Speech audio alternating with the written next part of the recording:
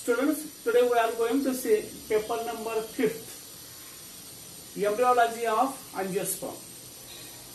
In this embryology of angiosperms, there are 4 units are placed.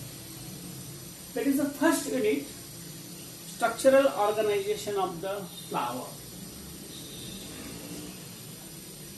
Flower is one of the important plant. This flower belongs to the angiospermic plant. Therefore, we should know the important characters of the angiosperms. Angiospermic plant body consists, that is the sporophyte. Sporophyte is a major. And this sporophyte consists of the herbs. These herbs, these are the nothing but, these are the females, short-lived, throughout its life, the plant body, they are green in color. The plants, there is a major, they are branched as well as the unbranched plants. The inner tissue is a soft, delicate one. Throughout the life, green in color. At the time of the harvest, they become dry, and then will harvest.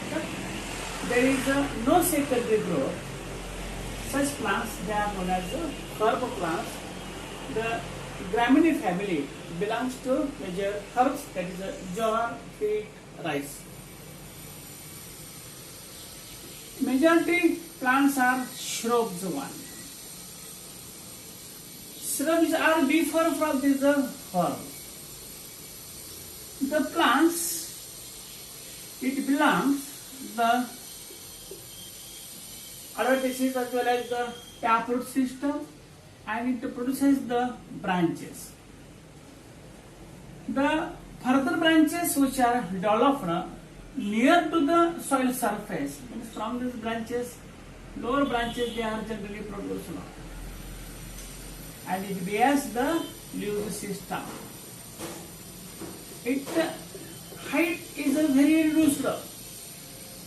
Therefore, they are bushy in appearance.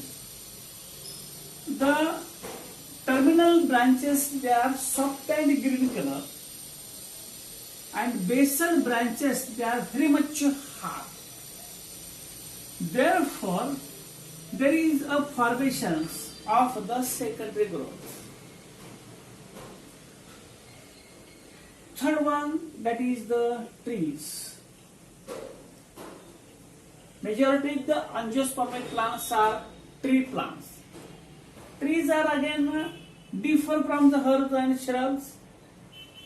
The trees, major, considered as the dicot plant, it produces the taproot system, produces the primary branches, it produces the secondary branches, and tertiary branches are produced. Here, main stem, it grows 10 to 20 feet in height, due to which the main trunk, it forms hard and stony. Here, the fundamental tissues, that is the simple tissues and complex tissues, are complicated, and due to which there is a formation of the hard tissues. And these hard tissues undergoes the secondary growth, because there is a need of the produce to help the primary tissues. And from the top of the main trunk, it facilitates the crown of the branches. It facilitates the crown of the branches and the sub branches. Generally, it grows to 10 to 40 gymnosperm plants. They are 6 feet in height. Such a type of the plants which grows more height, and it forms the huge plants. These plants there is the formation of the secondary growth. Therefore, they are known as a tree. As we see the difference, that is a herbs. Here, trees generally large trees, bamboo, acacia, eucalyptus.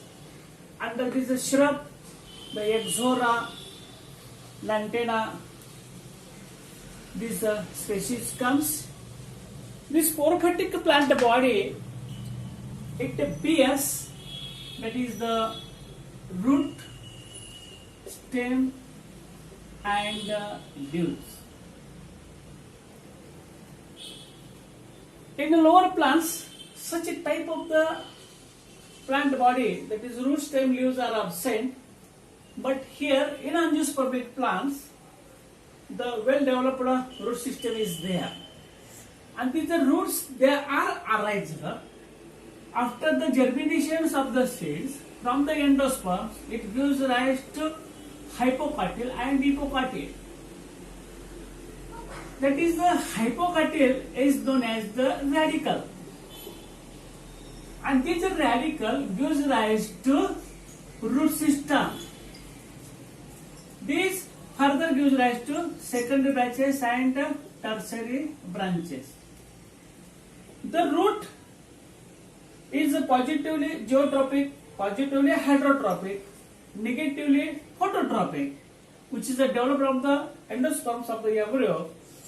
That is known as hypocotyl, known as the radicle, they are known as the roots. Here, plant body bears the root system. Roots carries out the fixation of the plant into the soil, fix the plant, and secondary, that is the absorption of water and minerals from the surrounding system. The second, that is the body work, that is the stem. The part from this embryo which grows, that is the epicotyl, it is known as the plumule, and this plumule grows vertically erect. The part of the plant body which grows positively phototropic,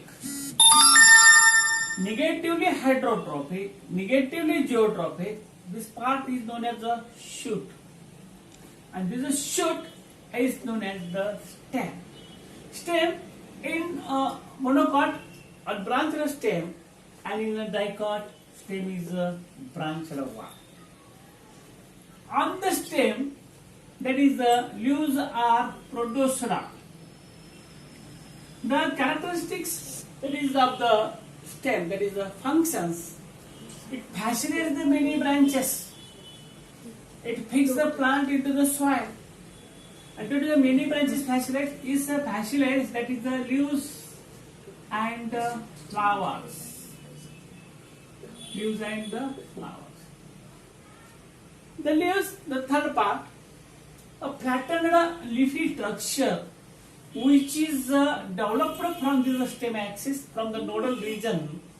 The structure, they are known as leaves, and these leaves, they are green in color. During the sunlight, they photosynthesize, they prepare the food material, and it provides the food to the growing regions. In this angiospermic plant, well-developed root system, well-developed stems, and well-developed leaves are present. In this plant body, the conducting tissues which are present, these are well-developed conducting tissues.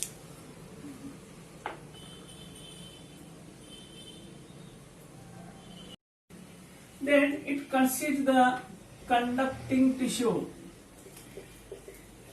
Conducting tissue, these are the main important part, that is xylem and phloem. Xylem consists of the xylem vessels, xylem tracheids, xylem fiber, xylem parenchyma. Phloem consists of the phloem cells, component cells, phloem parenchyma, and phloem fibers. These xylem, that is the in which angiospermic xylem vessels present and component cells present in the phloem tissue. These xylem conducts the water minerals through the root hairs and translocate to the growing regions. Besides the phloem prepared food material in the leaves, they are stored and conducted and transported to the all growing regions. Here conducting tissues are very well developed. These conducting tissues, besides, they gives the mechanical strength and support to the plant body.